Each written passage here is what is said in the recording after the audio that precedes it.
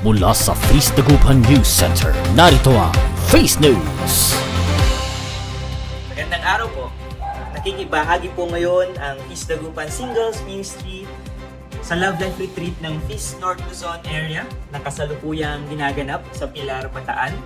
Ang Love Life Retreat ay isang 2 araw na activity para sa mga singles kung saan natutuklasan nila ang kanilang kahalagahan sa Diyos, sa komunidad, at lalo na sa kanilang mga sarili.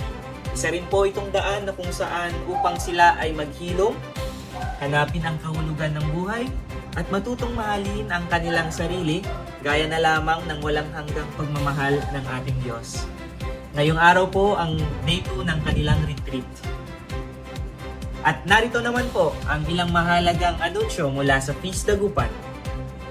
Patuloy pa rin po ang pagdiriwang ng pananampalataya sa Feast Dagupan tuwing linggo, alas 9 ng umaga sa Robinsons Pangasinan Cinema 3.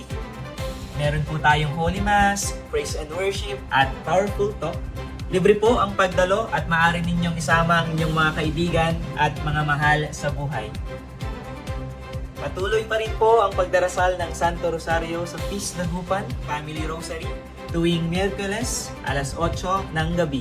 At para naman po sa mga nais makibahagi, magpunta lamang po sa feastdagupan.com/rosary upang ma-access ang Zoom link ng ating online prayer activity.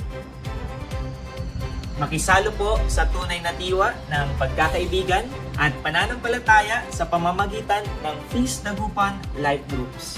Meron po tayong mga life groups para sa men, women, at couples.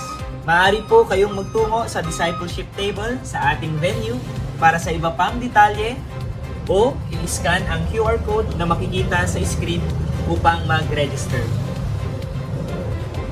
Inaanyayahan po ang lahat ng married couples na makibahagi sa ating Couples Day event at ito po ay gaganapin sa Enero 31, Sabado, mula 1:30 hanggang alas 3 ng hapon sa second floor ng Guring's Pansit Malabon Restaurant, Dagupan City.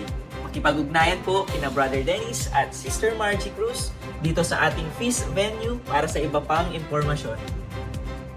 Bukas na rin po ang Feast Dagupan sa pagtanggap ng mass sponsorships para sa iba't ibang prayer intentions sa ating Holy Mass, gaya ng Thanksgiving, Healing, Eternal Repose, para sa mga yumao at iba pang mga special prayers.